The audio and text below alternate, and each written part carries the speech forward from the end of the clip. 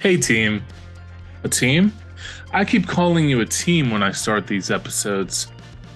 I'm trying to get that team idea into those of you who aren't used to working on a team.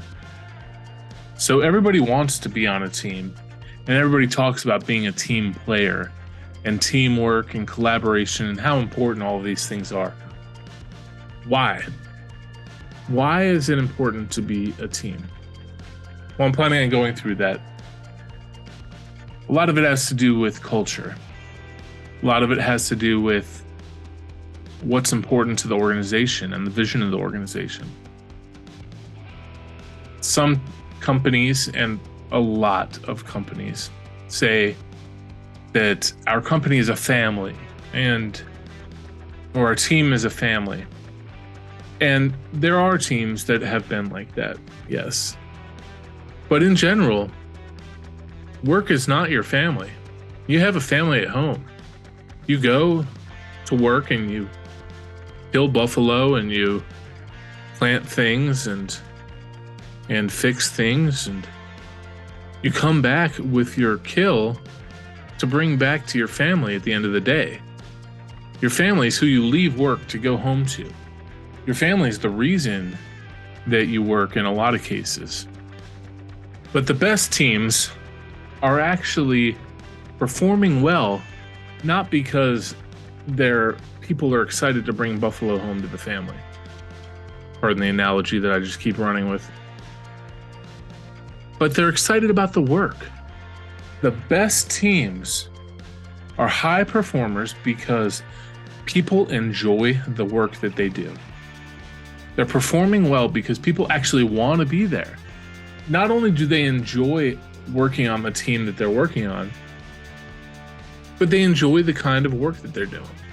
The mission and the vision of the company, the values, these things are important. A lot of times it's belief in the product. What solution are you putting out there? A lot of teams won't perform well if you're not leading them with a consistent vision. Or if their vision just seems like it's to make more money for the owner, but not really to serve their customers in some way. People actually want to do a good job. They want to do hard work. They want to do amazing work, innovative work. Everybody wants to be on this exciting team that's in love with this product that they're making, whether it's the software, hardware, whether it's a widget, whether they're designing a car, or whether they're designing a service to deliver something to customers.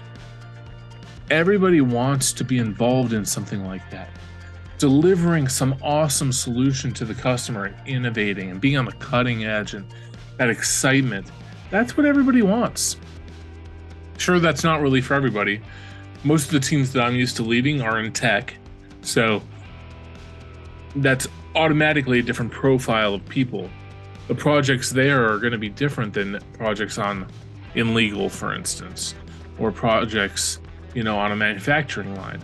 But they can be equally as exciting on a manufacturing line. Wouldn't you be excited to go to work if you're making something, making a difference? If you're making a product that is actually going to change people's lives, and you have a chance at work to improve the product and improve the processes, and your voice is heard. That's when you get excited about work. If you're just told stand in this line and just hit the thing with a hammer every time it goes by, and there's no real reason for you to do it, then you're just working for the buffalo then. You're just working to bring the buffalo home to your family. And you may do a great job and work well with your coworkers and be a meaningful contributor, but the purpose of it all has just changed. And that purpose comes out in the flavor of the product that you're making. So the reason that people like working at places like Apple, like Google, like Microsoft, things like that, is they're making cutting edge stuff. They were doing great things and doing hard work, developing things for the first time, and and really innovating and feeling like they were on the verge of something. That's the same thing with, Starlink, SpaceX, those that cutting edge right now. People that are involved in those projects, even though they're having to work amazing hours and probably have no quality of life at home, they're a part of something new, and they're a part of something that's going to make a difference and change the world. They're a part of that. They're a part of something that will never happen again. So that kind of thing is why people get motivated. But so there are those motivations. The intrinsic motivation of just being, a part of something awesome, and it's really you're driving yourself because you want to learn to innovate. You want to make a difference. And there's the extrinsic motivation. I get paid for my job, which is important. In fact, Herzberg's two-factor theory of motivation really puts that there are these two factors: your extrinsic motivators, which is money, reward, recognition, things like that. And then there's intrinsic motivation, which is your desire to do something, your desire to learn, your desire to be better, to make yourself better, your desire to make a difference. So in Herzberg's two-factor theory of motivation, those pay factors, the extrinsic factors, yeah, they make a difference, but they're really just hygiene factors. Think about it. If you're making $300,000 a year and someone offers to pay you $350,000, they're both a lot of money. $50,000 is a lot of money in that swing. But when you're at $300,000, that $50,000 difference, you're going to choose your better quality of life. You're not going to choose the money just for money's sake. You get to a certain point when your needs are taken care of, once you're out of survival mode and you can pay your bills and you can plan for retirement, you feel like you're on top of things. Suddenly those big money differences aren't more important than your quality of life. So in that model, extrinsic motivators are really hygiene factors. They can motivate you until you reach that point where you're actually where you need to be. Once you're out of survival mode, they're not really motivating factors anymore. They only help motivate you when you're poor. They only help motivate you when you're starving and when you're worried about your family's welfare. Once you get to a point of stability, pay is not as much of a motivator. It's a hygiene factor.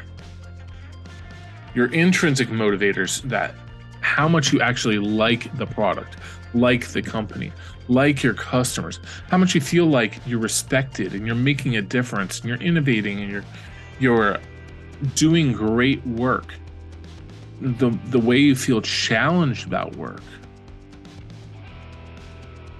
That kind of intrinsic motivation is the stuff that'll keep you working there even after you're paid well above that hygiene line. You work because you want to work. You work because you're doing the right things. Now, everybody also wants to be on a team where you feel safe. And, physically safe, psychologically safe. You don't feel bullied. Your opinions are valued. You're respected.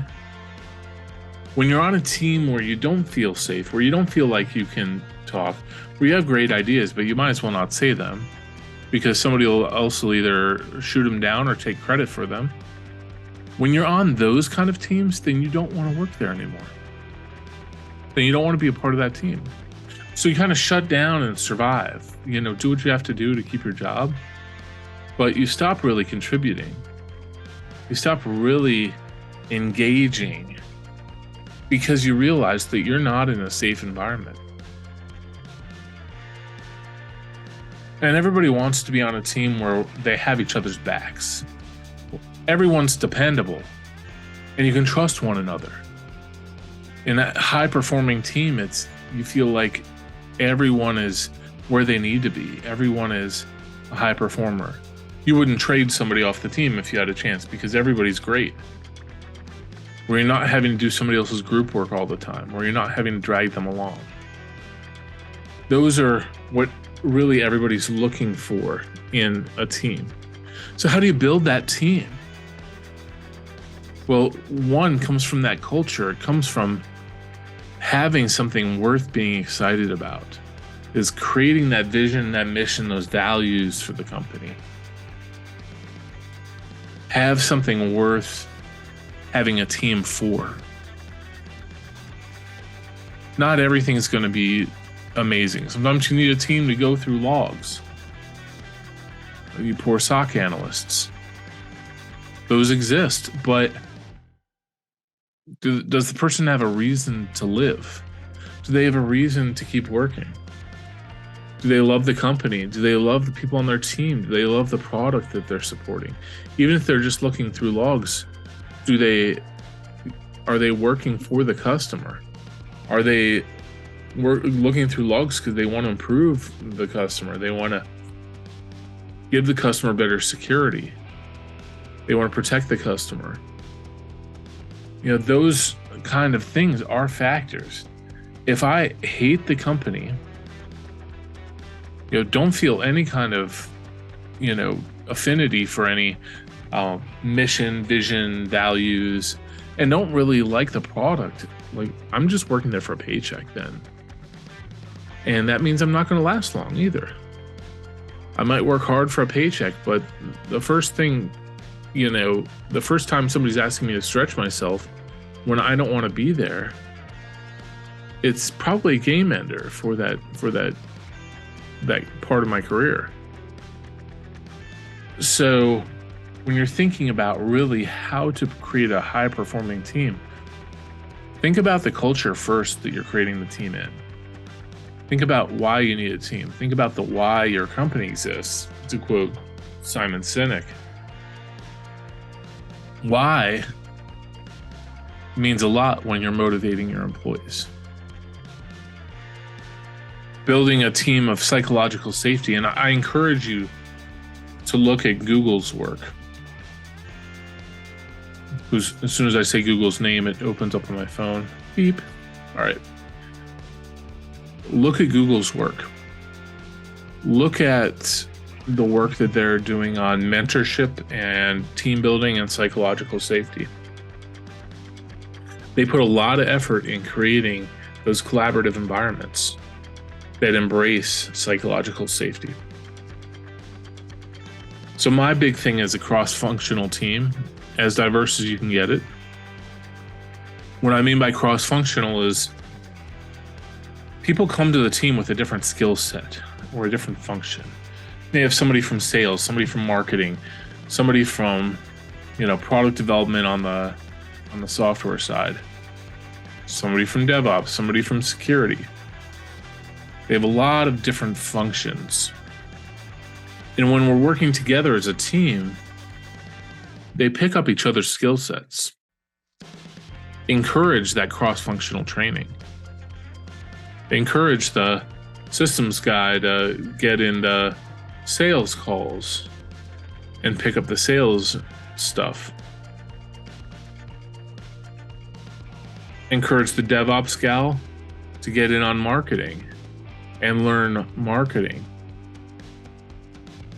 Have them work together so closely that they are really a cross-functional team. And when somebody steps away because they are having a baby, because they're sick, because they have a conference to go to, the rest of the team can pick up the slack because they've worked together and they know how each other works.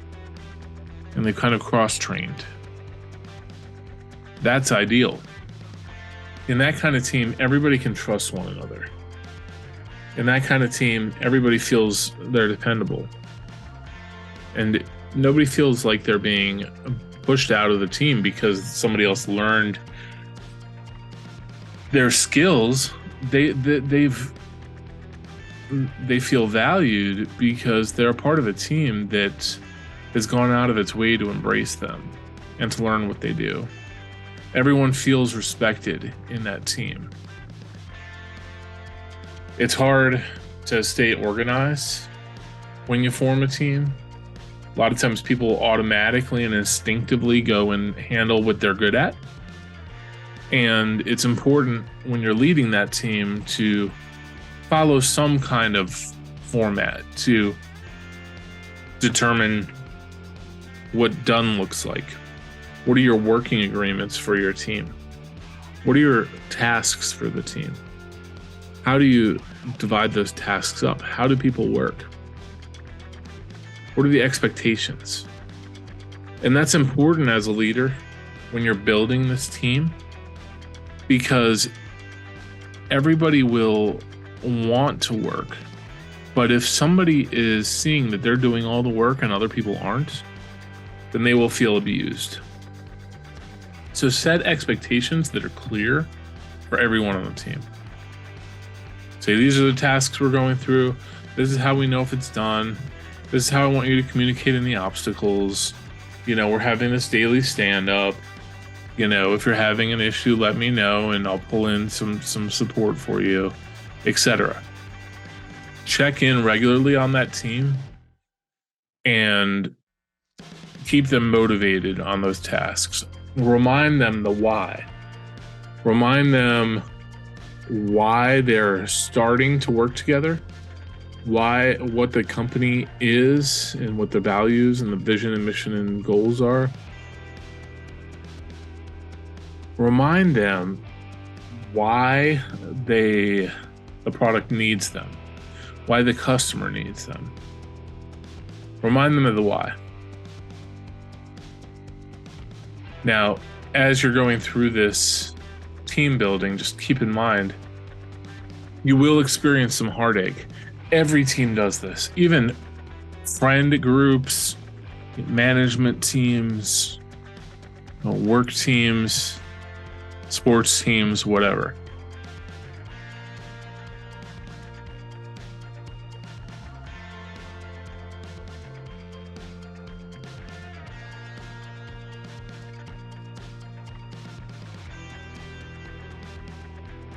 Dr. Bruce Tuckman came up with these phases of team development.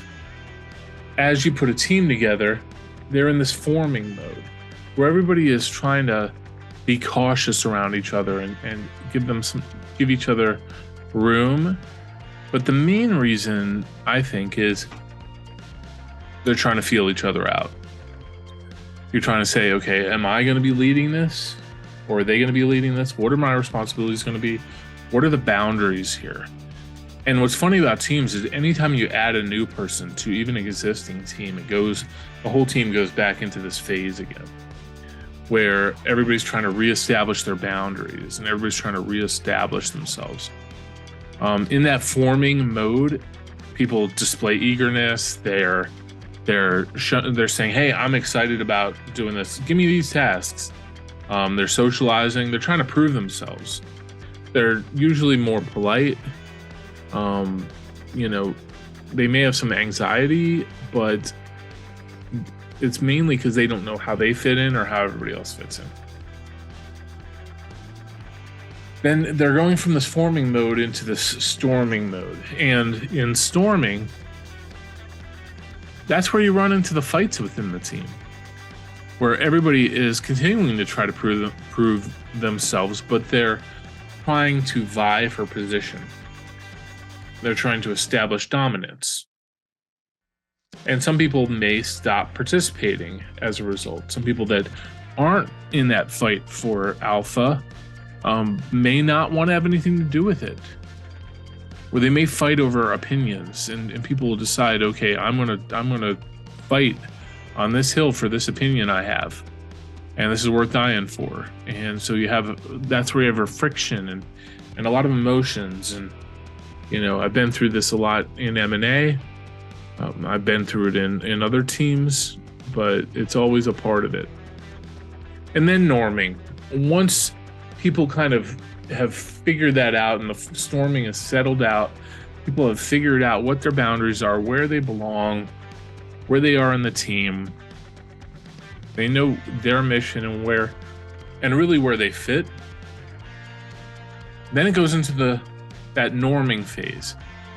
Everybody understands their purpose. Everybody understands their goals. The team itself is more confident and starts to look more performing. Everybody's engaged and supportive. There's the people that had those anxiety issues that's starting to be relieved. The team is having more cohesion and starting to look more like a team. Then it goes from that norming mode into performing, where everybody's highly motivated. Everybody trusts each other and understands. Somebody drops the ball, somebody else will pick it up and keep running with it. Nobody questions it. There's no fight about it. Everyone is effectively delivering.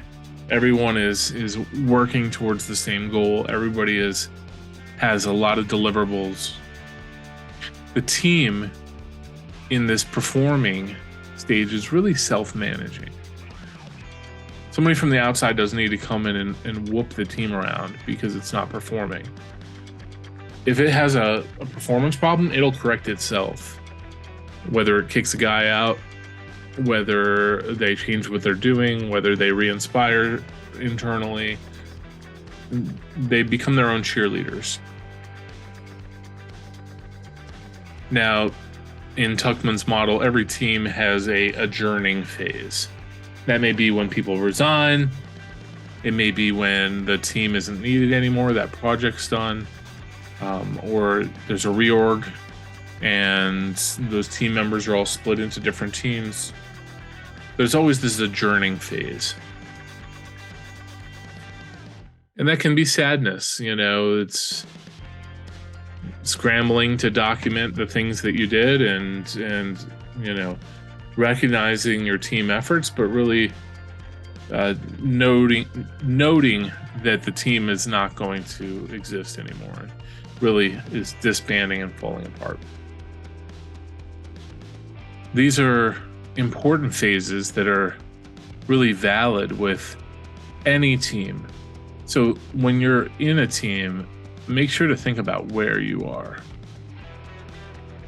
Let's talk about team engagement. And with that model fresh in mind, you're thinking about that storming mode when everybody's kind of fighting for position. And they're disagreeing on everything. And they're saying, no, we should do it this way. We should do it this way. This is wrong. And everybody, the strong personalities are bashing heads against each other.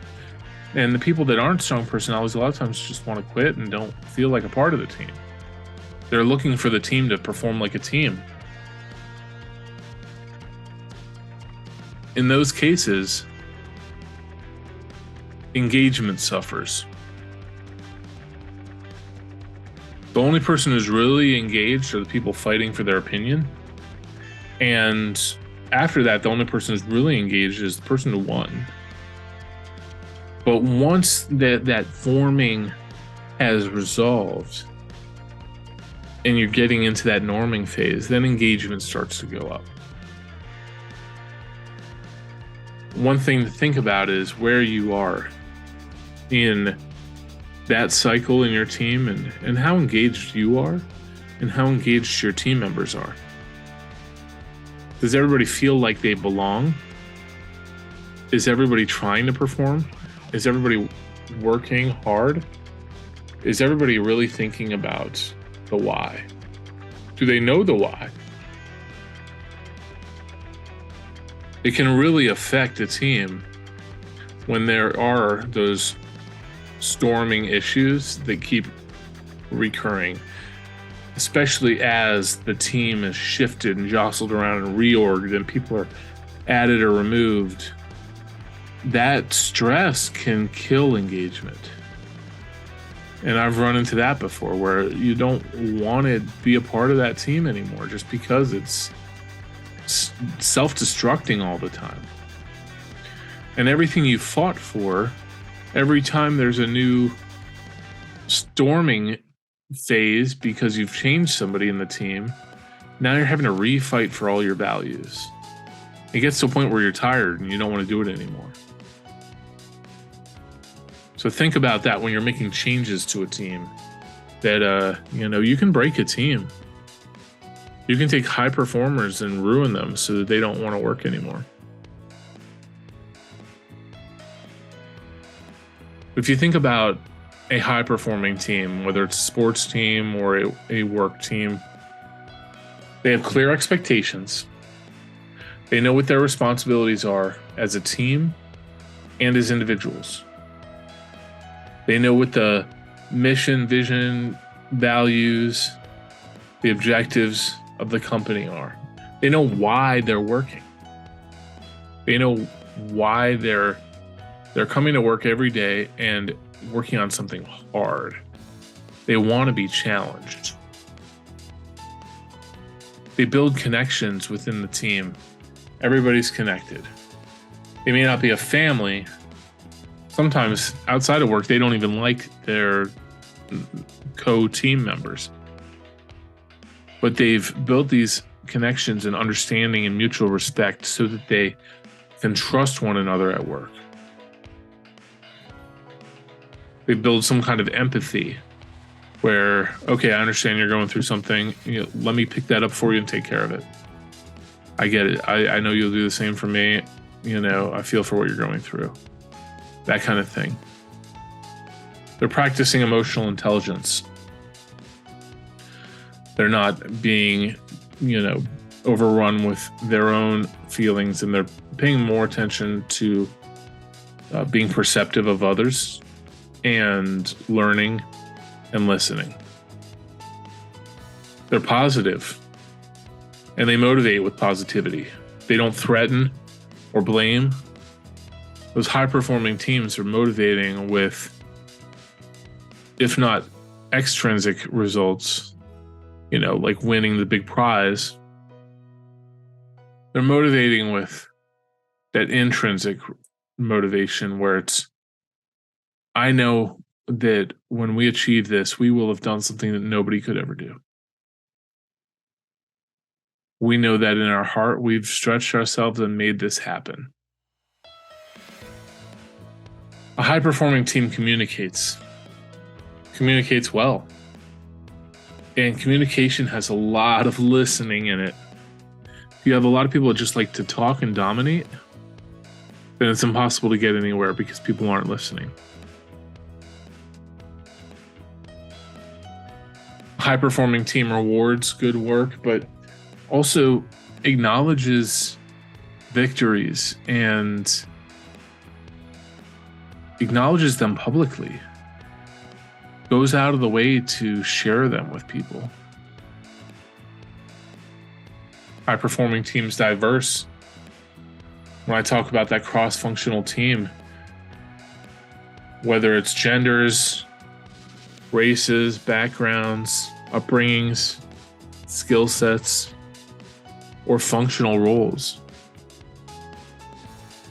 the ideal team has a bunch of people that are good at a lot of different things, and they're willing to work together and do hard work to accomplish some goal.